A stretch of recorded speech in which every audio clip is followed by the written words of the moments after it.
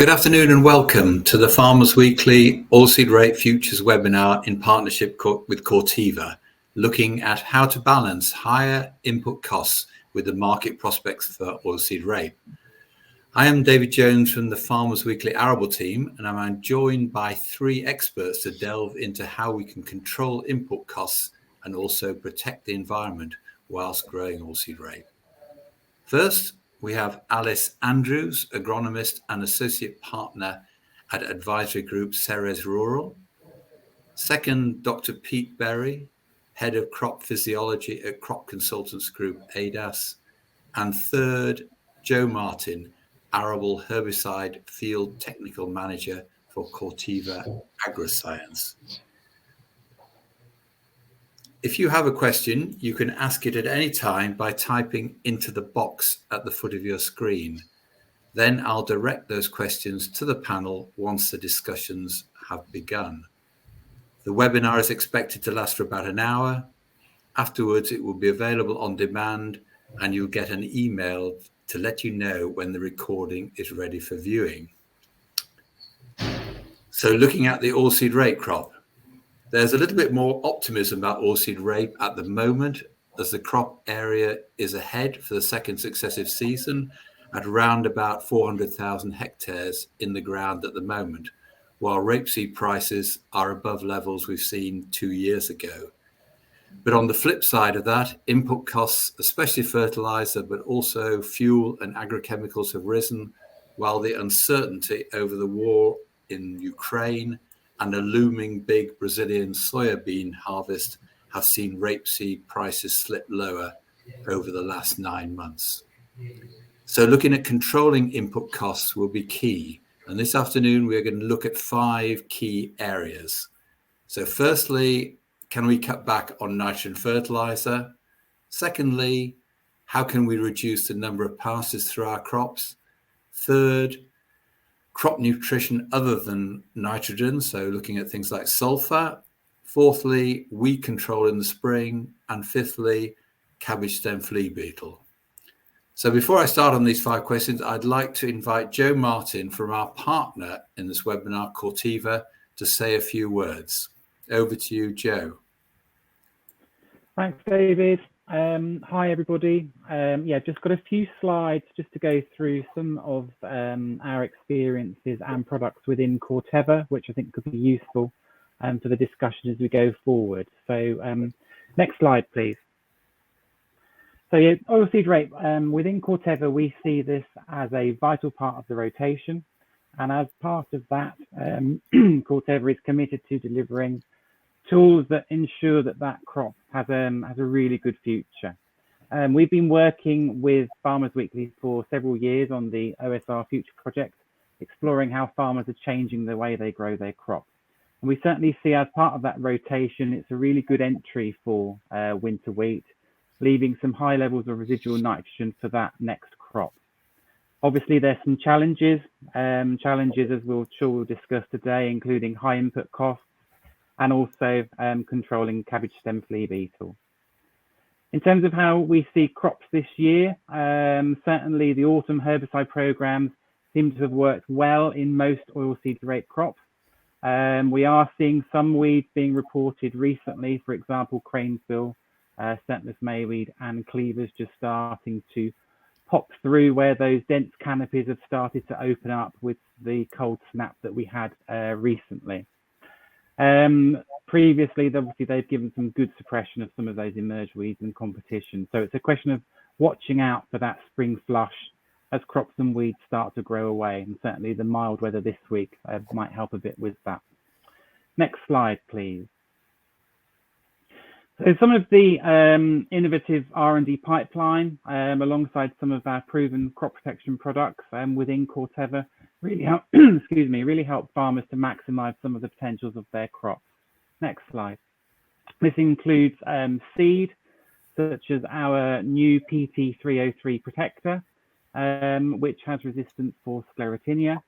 And we have a range of crop protection products for weed control, both in the autumn, such as Astrocurb, Curb, and Belcar, and also in the spring with Corteva. We also have a novel nutrient efficiency biostimulant that can be used in a whole range of different crops, including oilseed rape, and may help with some of the issues that we're seeing with nitrogen use. One of the big parts, certainly, of my role and within Corteva is the effective stewardship and maintaining our products for farmers to use going forward. So that particularly is the case with propyzamide stewardship. Next slide, please. In terms of the spring, then Corvetto is one of the few broadleaf weed herbicides that we have. And as we like to say, it's watching out for those red-faced weeds, so things like poppies, cleavers, mayweed, thistles that might grow above the crop and could cause quality issues later on during harvest. We say to target those weeds when small, so trying to get them on the application on from that 1st of March application window, and apply before the crop reaches BBCH 50 or before those flower buds become visible above the crop. It's a good option as we have no following crop restrictions in conventional rotations. So if you want more information, get in touch. There's various contact emails, etc. there for you to sign up to as well if you want more info. Thank you. Thanks very much, Joe. So perhaps we go into the questions now. And the first area we're going to look at is nitrogen fertilizer. So this is going to involve things like soil testing, measuring residual nitrogen, making green area index measurements, and working out what the best and the most economic sort of nitrogen rate for your crops are. So I was going to throw this over to Pete straight away about, you know, how do you get the best out of your nitrogen? Yeah, thanks, David. I mean, it's really, really important to start by estimating the soil nitrogen supply. So that's basically the amount of nitrogen that will be available to the crop before you apply any fertilizer. And this could be quite high for some crops this year, particularly for the ones that have been sown early, got lots of good growth over the autumn. There's a lot of nitrogen in that canopy, and that really needs to be taken account of. So soil nitrogen supply is the amount of nitrogen which is in the crop at the moment, plus the amount of available nitrogen in the soil, plus the amount of nitrogen which will become mineralized during the season. But the main part of it for most crops is going to be in the canopy. So that's the really important part to measure. So if you want sort of a rule of thumb, then if your crop is covering about 50% of the ground, then that means it's got a green area index of about 1, and it means it's got about 50 kilograms of nitrogen per hectare in that crop. And all of that nitrogen contributes to the crop growth itself. It doesn't go away. When the leaves drop off, the nitrogen's redistributed back into the plant, so it's not lost. And it all counts towards reducing the amount of bagged fertilizer that you need to apply. So it's really important to take account of it. And just to give you an example of the impact it has, you know, a green area index of 1, which is covering about 50% of the ground, is a sort of normal sized canopy, but there are lots of canopies out there much bigger than that. So a green area index of 2 is covering about 75% of the ground. It's going to have 100 kilograms of N per hectare in it, because each unit of green area has about 50 kilos of N in it. So that means that that's 50 kilos of N you don't need to provide in terms of inorganic fertilizer. And remember that when we apply inorganic fertilizer, we make the assumption that only 60% of what we apply is taken up by the crop. So that 50 kilos in the crop actually equates to about 80 kilograms of bagged nitrogen to apply. So, you know, you can see the sort of savings that can be made if you assess accurately the amount of nitrogen in the crop. Really, really important. And it could be varying, you know, from green area indexes of 1, it could be even up to 3. There could be 150 kilos of N in that crop. You know, that's worth £300 per hectare, because that's going to be 150 kilos at £2 per kilogram of N at the moment. So it's worth a lot. There's rules of thumb for estimating the canopy size and the amount of nitrogen in it. The ones I've just described are sort of looking at the ground cover, pretty crude, but still useful. You know, you can tell the difference between a green area index of 1 or 2.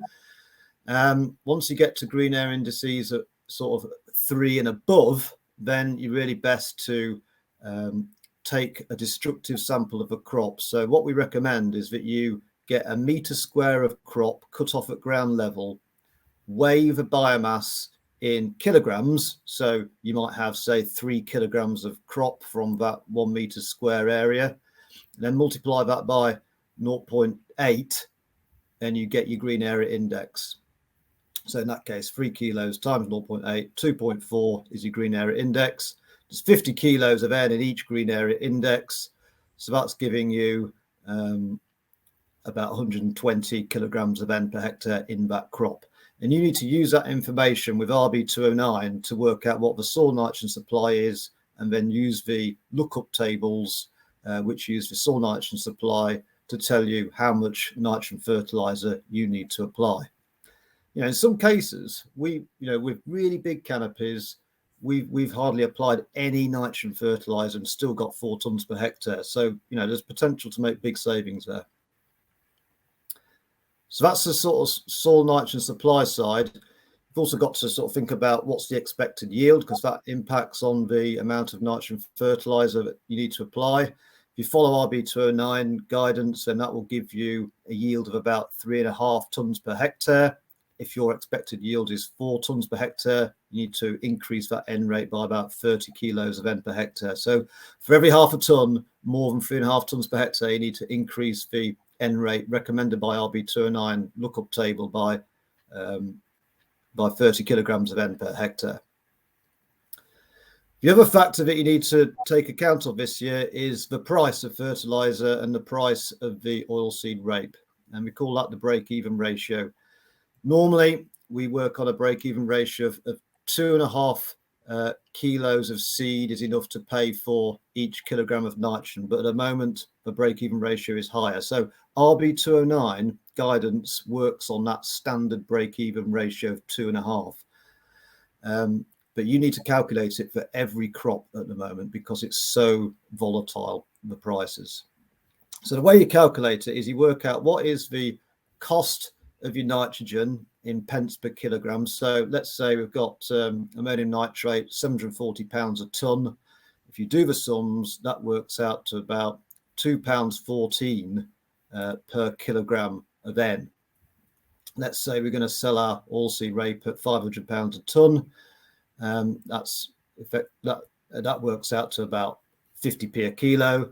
So you divide 2.14 by 0.5, gives you a break-even ratio of just over 4. So that means, and you can use lookup tables provided by AHDB to do this, that you need to reduce the recommended N rate by about 50 kilograms of N per hectare if your break-even ratio is 4. That would be the most profitable sort of rate of fertilizer to use. So there's quite a lot to take account of, but not all the break-even ratios are going to be 4. If you're using urea, for example, it's going to be a bit less, a bit cheaper. If you're selling at a higher oilseed rape price, then again, they're going to be different. You need to do it for each crop. And AHDB has got a nice calculator where you can just plug in your rapeseed price or expected price and what you bought your fertilizer for, and that will calculate for your break-even ratio. And it will tell you how much nitrogen you need to cut back by to account for that those prices. So quite a lot to take account of, David. But I think there's a lot of scope this year to fine-tune our nitrogen applications and still maintain productivity. Yeah, that's great, Pete. Yes, I mean, we've been used to just putting on 220, 240 kilos of nitrogen on crops. Perhaps we should be taking a little bit more care on that and protecting the environment. I'm just wondering what your thoughts were on that, Alice, for your clients. I think it's all the sort of practical science behind the calculations is definitely the place to start. And then I think it's then harder again when you factor in what the crops actually look like on the ground. Crops that we had sort of up to our knees in November are now getting quite badly eaten by flea beetle, and it's really difficult to determine the yield potential to know where we should be pitching how much nitrogen we use. And unfortunately, we won't really be able to start getting that until March, and when all the sort of most of the larval damage will be determined. So even crops that look really well now could still go backwards again. And at the same time, they're starting to look quite hungry. So practically, once you've worked out how much nitrogen the crop should need overall, once you've done your SNS and your GAIs, you then really need to look at about where we're going to time that nitrogen and when it needs to go on. So what we're advising at the moment is to definitely do your first dose of nitrogen, definitely get it fed now, keep the branches that are still there, keep the crop growing away from the pigeon damage, keep the roots going into the soil to get the moisture and the available nutrients in the soil, and then factor in if you can tailor back later on in the season. So if you were going to use 3 applications of nitrogen fertilizer, maybe take that last one out and just do 2. Or reduce that final pass, but I definitely wouldn't be sort of adjusting my first application of nitrogen. So get it fed now, assess what the crop's going to look like in March once we know roughly how much flea beetle damage we've got, and then tweak that second application after that. Great, thanks. That's very good, so we can reduce applications later on perhaps, but not for, and it's been quite a difficult winter as well, with great cold snaps and then sort of slightly warmer weather, so it's quite difficult to assess. So I suppose moving into next month, February, that's when people are going to start the process of assessing this kind of thing. Great, thank you very much. Let's look at the second area that we were going to look at, and that was to do with input costs again. Can we reduce the number of passes through our crops this spring, whether this is for PGRs, fungicides, nutrition products, to save on fuel and simply be more efficient? Perhaps I could pass that one to you, to Joe, to have a go at that one. Can we mix products a little bit better? Can we reduce that fuel consumption? I think, and certainly with Corteva, then we do carry out quite a lot of work on tank mix ability of products. So if there are particular products that growers or farmers want to use in a mix, then it's to get in touch with us. And if they're not seeing it on our tank mix list, then there is potential for us to carry out some relatively quick physical compatibility tests. And we do hold some biological data, but not huge amounts, to give sort of some guidance on any potential likely effects. But certainly it's worth looking at, isn't it? If there is a way of putting more in the tank and reducing those number of passes. Great, thanks very much. And over to you, Alice. Is there anything we can do? I mean, we obviously mix fungicides with PGRs if we possibly can, and minor nutrients like boron and manganese. But is there anything else you think we can do, or are we making as much saving as we can at the moment? A lot of the spend has been made on the rape in terms of chemical inputs. It's very sort of front-loaded chemical spend on oilseed rape. But in terms of the spring, one of the places where you can maybe condense some passes is with your fungicides, in terms of trying to match up your sclerotinia and your light leaf spot sprays. But that's very weather dependent. So you might be able to get away with just doing 2 fungicides for light leaf spot and sclerotinia, but it really depends on the weather. So you need to make sure that your crop is protected for the full flowering spray. So if we get a dull spring and a really short flowering period, you might be able to condense the amount of fungicides you use.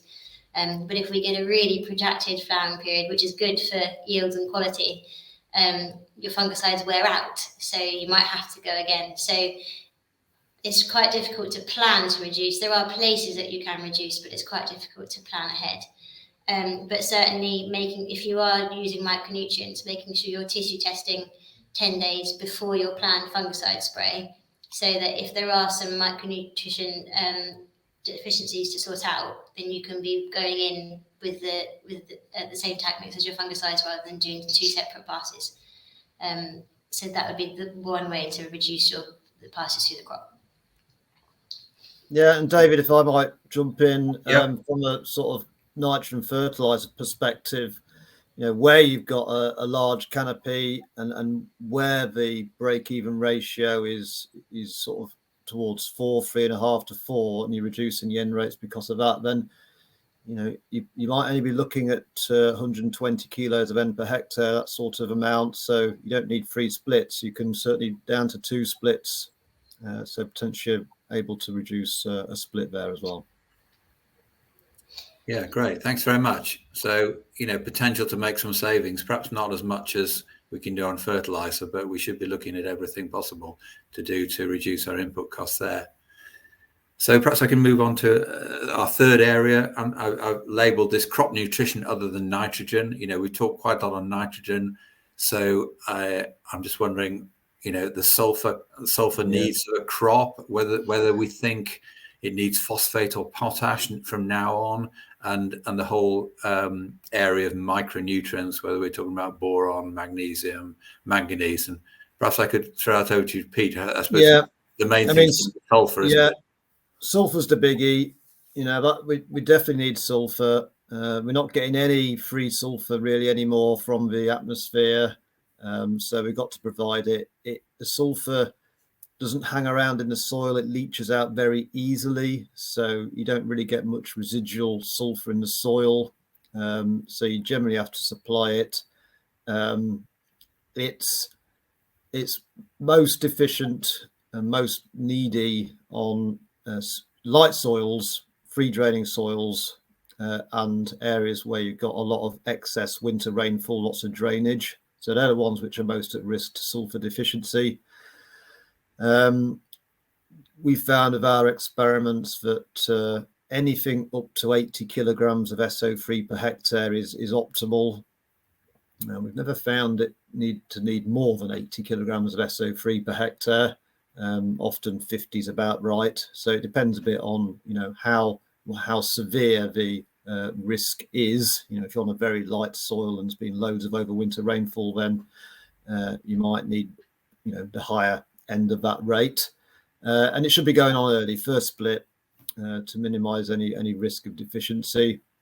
But there has been work to show that you can repair a slight to moderate deficiency by applying as late as late green bud even. So it's not absolutely critical to go on early. If you find that you've got a massive canopy and there's really no sense in putting an early split of N on, and a lot of our fertilizer products are combined N and S products, aren't they? Then don't panic, because if it's only a slight to moderate risk of deficiency, then the crop can handle it going on a bit later. But if you can get it on early, get it on early would be my guidance. In terms of other micronutrients, you're sort of thinking about manganese and molybdenum and boron, and really looking for deficiency symptoms now is a good idea, and just as a sort of starter stem extension, just to see if there's any obvious symptoms of those deficiencies, being vigilant really for those potential issues. But really, I think the focus needs to be getting the sulfur right. That's the first one to focus on. In terms of phosphorus and potassium, as long as your indices are about right, then you shouldn't need any extra inputs of P and K really.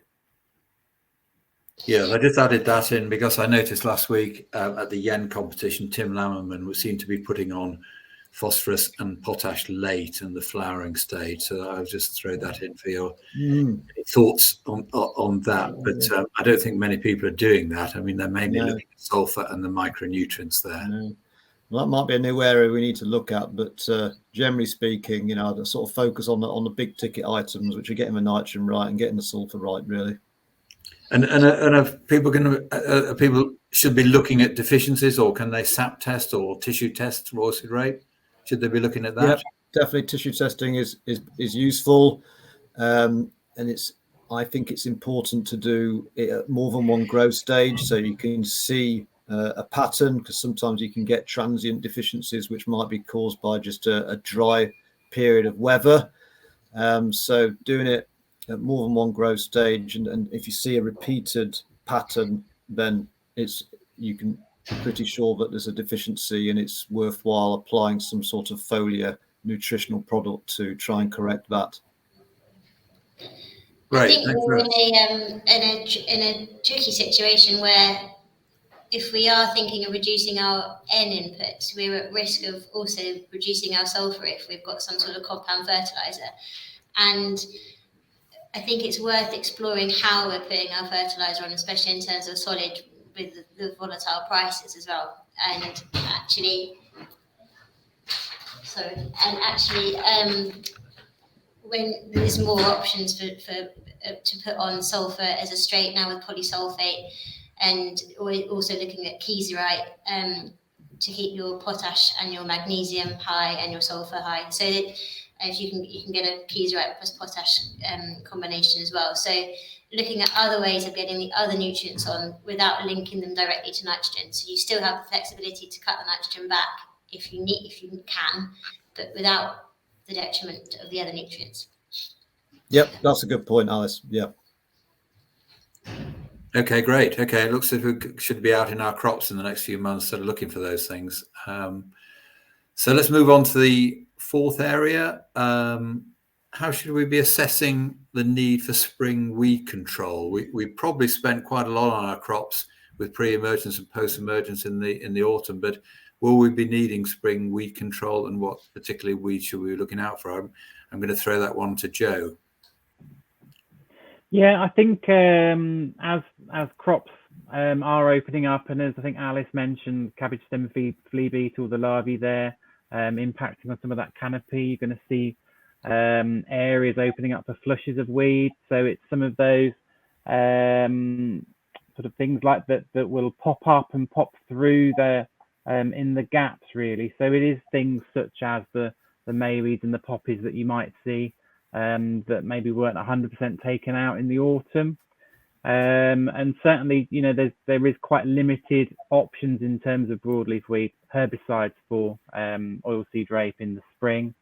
Obviously, you've got Corvetto, or you've got Shield Pro, which could potentially be used to target some of those weeds, but target them when they're small. So it's a question of getting out there, looking at the crops as they're opening up, just to see what's there and what might be coming through.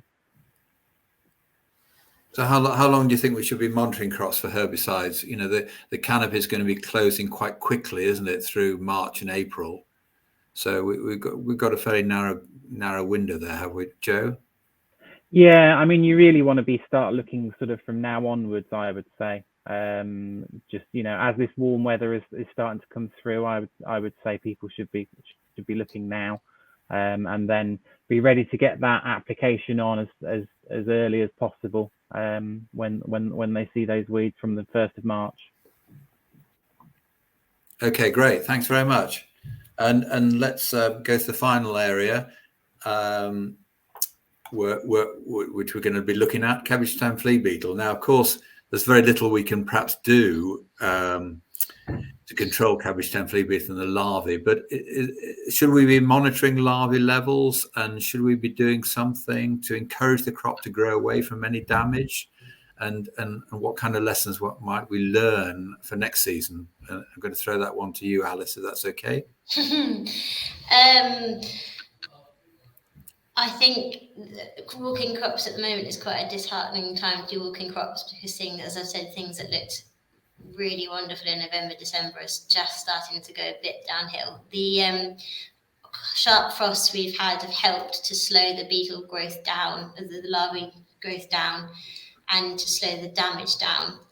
The main thing we can be doing now is to protect the crop from any other pressure, whether it be weed, disease, other pests. So now that we've got the crop, we've spent quite a lot of money on it already. We're about to spend even more if we put 60 kilos of nitrogen on it. The main thing we can do is really protect it from any other pressure. Pigeons are just starting to creep in and cause damage, and if they eat the side stems where the larvae are at the moment, the larvae go straight into the middle of the plant, and once they get into the main stem, that's when they cause all the damage. So pigeon control is really key in minimising the larval damage.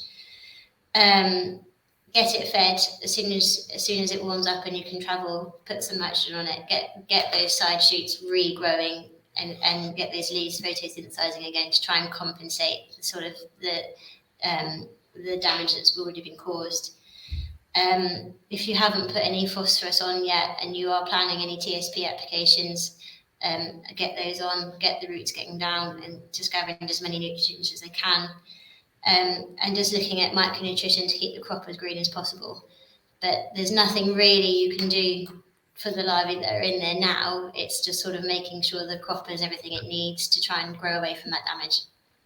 Yeah, and one thing I would say is that when we've measured larval numbers, there isn't a great relationship between larval numbers and the yield that you see at the end of the season. It's we've got a sort of an official threshold from many years ago of 5 larvae per stem, but we've seen crops with 10, 20 larvae per stem and a yield 5 tons per hectare. So I think you do need to be careful not to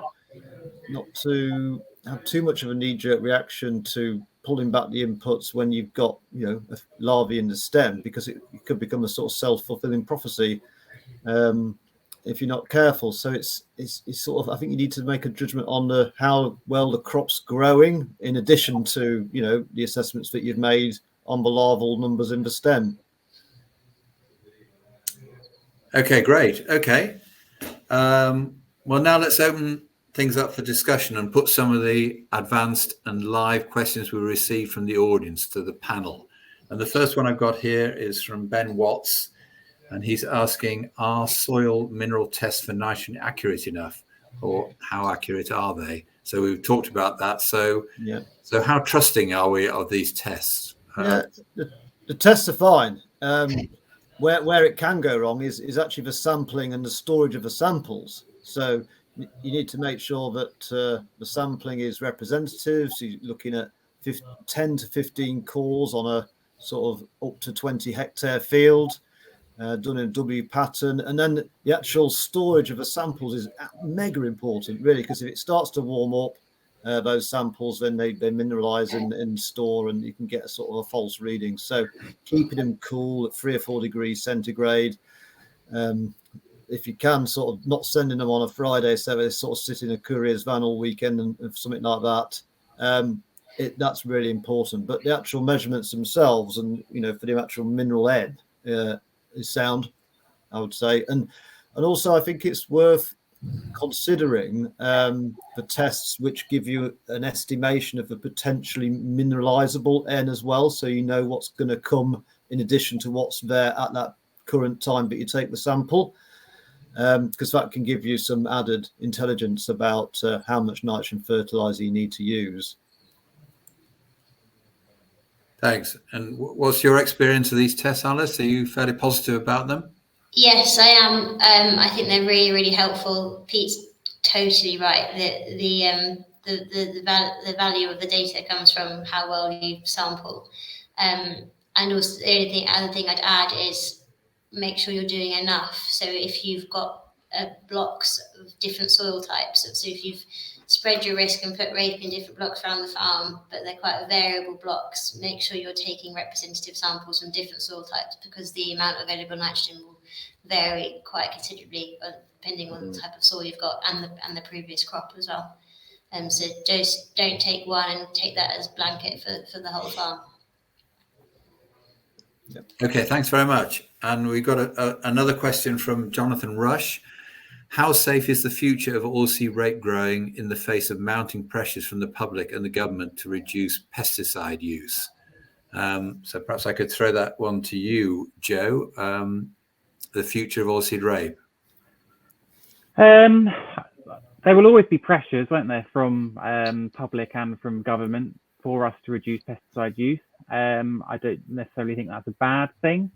But the way that we see oilseed rape being grown now, there's more of a move to making decisions once that crop is established, and making decisions on what people are seeing when they see them instead of prophylactically spraying. So I think there is a general reduction in use of pesticides anyway in oilseed rape, particularly certainly as we're seeing for cabbage stem flea beetle, where we don't have particularly use of insecticides now, and the improved IPM practices practices that growers have been using all these years and continue to use, and continue to go forward with those. So certainly products and actives that are out there already, then we at Corteva work regularly with a whole range of stakeholders, including authorities, to help maintain those actives. And we have various stewardships in place as and when required to help with that. Yeah, I mean, I'm quite positive as well in that, you know, you think about the updated thresholds for pollen beetle, which will help to really minimize the insecticides of pollen beetle control. We found that, you know, the crop is more tolerant to pollen beetle than we first imagined. The winter crop, anyway, that is. And you imagine, you can see you've got varieties which are tolerant and resistant to turnip yellows virus. So, you know, things are moving in the right direction, I think, to minimize certainly a lot of insecticide use, which is one of the main concerns. I think people have sort of taken that responsibility on board as well. We've seen it with clients. They've realised that the efficacy is nowhere near what they need for control, and people have sort of scaled back their use of insecticides if they use them even at all. So actually, I think it's in no greater danger as a crop than any other arable crop now. Thanks. So I just throw another one in there. You know, we saw the details of the elms and the SFI come out last week, and there seemed to be something in there about £45 a hectare for not using insecticides. So do you think we can actually in the future grow oilseed rape without insecticides and perhaps reap that £45 a hectare? I just throw that out to anybody who wants to answer it. I rarely use insecticides on rape anymore. So yeah, I think it is possible. So that could be an easy win for growers. Yeah, hopefully. A bit of good news. It helps de-risk it as a crop anyway. It's such a valuable break crop in a rotation, but it's just comes with such high risk now. But the temptation is still there to grow it because there isn't a direct replacement for it. So any help that any sort of financial assistance that de-risks the crop is really, really good news. Okay, great. Okay, let's move on to another question. I've got a question here from Phil Smith. Oilseed rape is more than capable of producing over 5 tons a hectare crops. With all the noise around cost, should you be growing a minimal or maximized crop? In other words, do you cut back or push harder? He says he favors the latter, to push harder. I just wonder, you know, do we go low input or do we go high input? Perhaps I could push that one to you, Alice, again. What your clients are doing? I think if you've decided you're going to keep the crop, then you need to look after it. As Pete was saying, I think there is always, well, in quite a lot of cases, there's some period in the autumn where you're not quite sure if the crop is going to be an established viable crop, and the best thing to do is if it doesn't seem like it's going to be, then it probably isn't going to be. So the earlier you decide that the crop has low potential and that it isn't going to be viable, the better. Once you've decided to start investing in that crop and spending money on that crop, then I think I agree that it does need to be looked after. Nitrogen is slightly different because if you don't need to apply it, then you're not really going to gain anything by over applying nitrogen on any crop. So nitrogen is something that can be managed, but if it's a viable crop and you're taking it to harvest, then you do need to look after it. Yeah, I agree. In the yield enhancement network that we manage, a lot of farmers are pushing for high yields, and they are using more inputs than average, but not substantially more. And when we work out the gross margin for those crops, the extra yield they're getting is more than compensating for those extra costs. So, you know, I do think that if you've got confidence that you can get towards 5 tons per hectare, it is worth managing that crop in a way that will give it the best chance of getting there. Great, thanks very much. And we got another one from Andrew Hartley, probably covering something we've talked about before. He's pointing out that some crops and soils have large amounts of residual nitrogen, possibly available up to 150 kilos.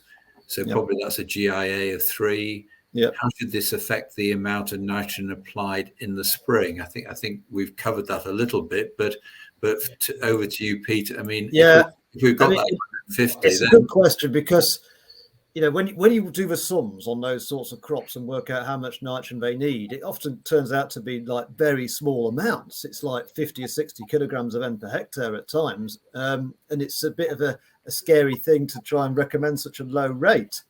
But when we have fertilized crops like that with small amounts of fertilizer, they do deliver at 3.5-4 tons per hectare. Fine, it's a sort of it feels like a brave thing to do, but that nitrogen which is in the canopy stays in the canopy, and it gets remobilized from the leaves into the stems, into the pods, and into the seeds. So it doesn't get lost, it gets used. The crop looks a bit, those big crops which you don't give much fertilizer to look a bit scruffy for a while, I must admit, but they turn out fine. So we had an example last season actually, where one of the farmers we work with, he had a big canopy. It's green area index about 3 now, and he applied less than 100 kilos of N per hectare to it, and he got well over 4 tons per hectare. So I think that was featured in the Farmers Weekly article as well. So you just got to be brave, and if you're not certain, try a couple of tram lines, and see how it does. So I'd certainly recommend, testing it out on a little strip or something like that, to see how it works. But particularly if you've got like a yield mapping combine, then you can measure the yields on the sort of adjacent strips. Okay, great. And we have another question from George Chancellor. With rapeseed values for November 23, so i.e. harvest this year, sliding to little under £500, are good net margins still possible? And what is the likely break-even yield? So that sort of levels, perhaps I put back to you, Pete, because you were talking about this. Are we looking for sort of 3 tons, 3.5 tons plus, just to break even, or a little bit less, perhaps? I haven't done the sums on this. I mean, you've also got the oil bonus usually as well, so hopefully you sort of get a bit more than 500. But my gut feeling is that really we need to be sort of getting 3.5-4 tons to sort of to make a decent profit on the crops and break even, really. But I feel like I need to do the sums really on the current prices to know that for sure. Yeah. 23 is quite a difficult year as well, because these crops are probably receiving the nitrogen that was bought at quite an inflated price last year. So some nitrogen could have been bought at well over £800 a tonne, and that will massively determine where your sort of break-even yield is, depending on how well you bought your nitrogen for this harvest. It has slipped under £500. It's nearer to £450 now at the moment. It might not stay there, it might creep back up, but I think it wasn't that long ago that we were looking at sort of 350, 360 being a good price. So I think this is quite a niche year, an unfortunate year that we're having this dip, but also the fertilizer price really is just quite inflated. It is. So I mean, quite high this year. Yeah. I mean, at the current, say, ammonium nitrate prices and a rapeseed price of £500 a tonne, you've got a break-even ratio for nitrogen of over 4 to 1, which means that you'd need to reduce to RB209 rates by about 50 kilograms of N per hectare. So it's quite a big reduction in light of those sort of prices. And from our nitrogen response trial work we've done, if you reduce the current recommended RB209 rate by 50 kilos of N per hectare, you'd reduce the yield by only actually 0.2 tons per hectare. And that's because there's a sort of a big plateau on the yield response curve. So reducing it by 50 kilos of N per hectare actually doesn't reduce the yield by as much as you might think. So you lose about 0.2 tons per hectare by knocking it back by 50 kilos of N per hectare. Okay, great. Okay, and I've got another question here from Sean Brennan, perhaps aimed at Joe. What is the best chemical to take out corn marigold in the spring? You can use Shield Pro. That will take out corn marigold, but it does need to be small. So sort of either the 2-leaf or 4-leaf stage of the crop. Okay. Any other options? Oh, sorry, 2 or 4-leaf of the weed. Sorry. Is that the best option, or any other options? I think that, I mean, Corvetto, I don't think will. You need the higher rate of clopyralid really to be able to take it out. Okay, great. Okay, let's move on. I've got a question here from Fraser Hill, which we've been talking about before. Nitrogen applications. What soil temperature would you be waiting for before any N applications? What's the general guidance on that? Either Pete or Alice, what would you be waiting for before you put your first N on? And would you be looking at the soil temperature? I mean, I usually look at the crop really as an indicator as to when to go. As soon as you start seeing a bit of growth, then it's ready to make use of the fertilizer. So I think I'd look at the crop as my indicator. And also bearing in mind the type of fertilizer you're using. So if you're using urea in your first pass, that can take 3 to 4 weeks to be in an available form to be taken up by the crop. So if you don't really want the crop to get too hungry before you feed it. So if you're using urea, you'd be going on a week or two before you'd be going on with ammonium nitrate. Yeah. So from nowish really. So if the crop's looking like it's going to wake up, then I'd get some nitrogen on it. I mean, are you looking at the weather forecast? You know, I often think sort of first nitrogen goes on in late February, but is it okay putting it on in early February if the weather looks good? Yeah. Yeah. Yeah. Yeah. I mean, I think the only exception might be if there's a risk of very high rainfall and you're on a very sort of shallow soil. You know, you might be a risk of leaching, but it's quite a small risk, to be honest. Once you get into the spring that you do get leaching, you need a lot of rainfall to wash fertilizer right through the soil profile to be on the rooting zone. That'll be my only concern really. Okay, great. Okay, I've got a question from Sweden here from Paul Letterus. He's saying, if you compare a crop that has been treated with a PGR in the autumn with an untreated crop, why is the treated crop keeping its leaves so much better during the rough and cold winter conditions? Have we got an experience of that in this country? Perhaps this is an autumn application of PGR. Yeah. And saying that it's keeping its leaves better.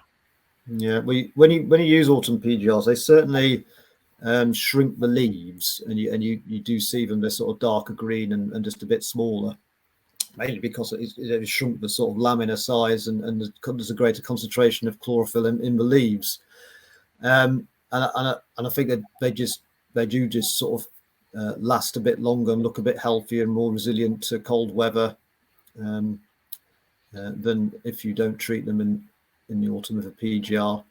I mean, one of the main uses of an autumn PGR is trying to get the growing tip below the ground level so that it's less vulnerable to a severe frost, and it's used more regularly, I would say, in continental Europe. That's it's sort of commonplace really to use autumn PGR. In this country, it depends a bit on the winter and where you are in the country really as to the risk of the really sharp frosts. So that's another aspect of autumn PGR, which I think is important to recognise, as well as reducing the canopy size and reducing the lodging later in the season. Okay, thanks very much. And let me just look at another question from James Kennedy. What's your opinion on the use of biostimulants in oilseed rape? Can you give any guidance on how to select them and when best to apply them? So a very general one on biostimulants, not mentioning any brand names, but are they useful? Perhaps either Pete or Alice might answer that. Biostimulants can be useful if you're getting everything else right, in my opinion. They aren't going to fix any fundamental problems you've got with your crop or with your sort of growing method. So they're a nice thing to try once everything else is, in terms of your nutrition, your micronutrition, your weed control, your fungicide use. If they're all spot on, then biostimulants might give you a bit of a boost. But I would make sure that my attention was focused on everything else personally before I use biostimulants. Yeah, agreed. I mean, our experience, both from reading reports and scientific papers and doing our own trials, is inconsistency, really. And I think what I'd recommend farmers do is to do a test, do a tramline trial. If you've got like a product which is being recommended and you think what you would like a bit of evidence on your farms and your fields, do a little test, see if it helps. Could I just add? Yeah, sorry, could I just add in? Sorry, yeah. So we have something called Blue N, which is a methylobacterium as a biostimulant, and certainly we have found it can help to boost yield. But I think part of that question was when best to apply, and certainly for us, I think I'd agree with both Alice and Pete in terms of you want to have a really good active growing crop that isn't stressed, and some decent day temperatures going on. But it can be quite specific to a product and to a crop in what you use. Okay, thanks very much. And a further question concerning winter stem weevil in rapeseed in England this season. The questioner says, Scottish experience suggests the damage can be substantial and some growers further south now appear to be reporting issues. I wonder whether anybody's got any experience of winter stem weevil in oilseed rape. No. Have you talking about Scotland? I mean, I'm just thinking, have you seen anything, or in Pete, in the north of England? No, it's further north than where I am. Really, winter stem weevil is a Scottish issue mainly. Yeah, I'd have to go to our entomology group to sort of get the lowdown on that.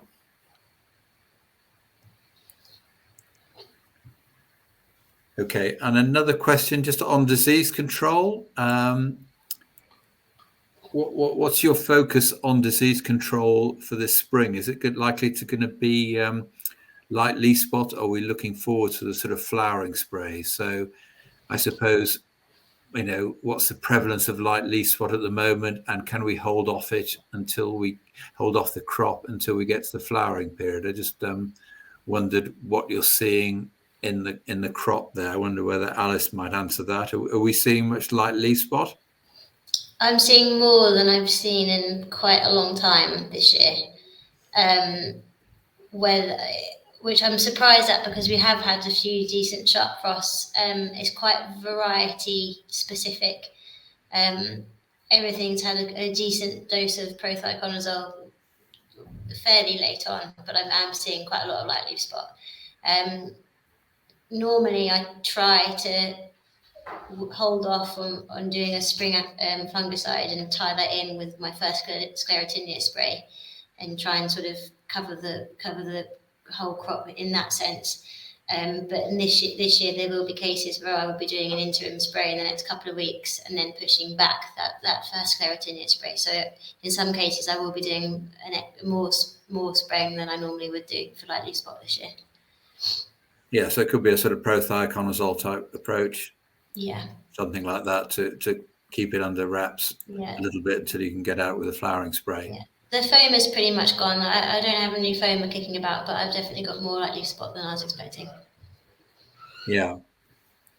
Are you seeing much disease in crops in the north, Pete? I know it's not your specialist thing, disease control perhaps, but are you seeing much in the crops? Yeah, a fair amount. Yeah, it's like Alice, it's something it needs to be watched really. Yeah, there's a decent amount of light leaf spot out there. Yeah, I suppose it likes wet weather, doesn't it? We've had this frosty weather. I don't think that will deter it, will it? And any wet weather will bring it on. Yeah. Okay, that's great. So I think we're coming about to the end of our webinar. So we're running out a little bit of time. So I'd like to wrap up and ask our panelists to share with the audience what they think should be the key factors or the key takeaways from this session. And perhaps I could ask Alice whether she had perhaps a slide with some key factors there. Yeah, so these are just sort of 5 things that that are the main things to remember in your growing right from the beginning, really. So the first thing is to only plant when you're able to drill into a high quality seedbed. This year it was very, very dry, but crops still grew. Much more rate went in than I was expecting, but actually much more came up than I was expecting, and it was very closely related to the quality of the seedbed. So only plant if you can get a nice, even, consolidated seedbed. The second one is, if you can, where possible, use organic sources of nitrogen in the autumn. Again, it was so dry, putting granular fertiliser on, it took a very long time to get into the crop. Whereas if you're using some digestate or some sewage sludge, it's a much more readily available form of nitrogen. And it also gives you a few mil of liquid as well, which also helps the crop. So if you can use organic sources of N, then I would. The third, I've already mentioned this, but be realistic about if the crop is going to be viable. And if it isn't going to be, the sooner you make a change in cropping, the better. One, because you would have hopefully not spent too much money on it. 2, you've got time to plan what else can go in behind it, and also you hopefully won't have used any chemistry that will limit your choices of crop that you can plant instead. Don't rely on herbicides to control large weeds. So once you've decided you're going to keep that crop, keep it clean. Things like Belcar and Ashtakerb work really, really well, and Curb on blackgrass, but you can't put too much pressure on them. Rape is a really good opportunity in the rotation to use some different chemistry, especially when we've got some quite cereal heavy rotations. So not asking too much of that chemistry, I think, is really important, because it is quite a good opportunity to clear up weeds, especially brome, which we're starting to see more of in cereals, but it's quite easy to get on top of in oilseed rape. And then again in the spring, just keeping on top of looking after the crop as far as possible and taking away any extra pressure, just so that the crop can focus on compensating against the flea, beetle, larvae damage. So they're my five points. Okay, great. Any thoughts, Pete? Any sort of quick points? I mean, you've been very comprehensive with your thoughts. Yeah, I would say spend more time than usual estimating the soil nitrogen supply, and especially estimating how much nitrogen is in that crop canopy, because it can make a massive difference to how much fertilizer you need to apply. Great. Well, thank you very much. Well, that's all about we have time for tonight. So thanks very much to Alice, Pete and Joe for their time and expertise. The webinar recording will soon be available on demand, and you'll get an email to let you know when it's ready for viewing. So on behalf of the panelists and myself, a huge thank you to all of you for joining us this evening. And I think we've learned quite a lot. Well, I certainly have. And, you know, there's obviously a lot of scope for cutting back on nitrogen. So I think it means we need to get out there and measure our GI indexes and see what it is, because with nitrogen prices at over £700 a tonne, we don't want to be spreading it around willy-nilly for environmental reasons and economic reasons. So thanks very much for all attending, and good night to us all. Thank you. Thank you. Cheers. Bye-bye. Thank you. Bye.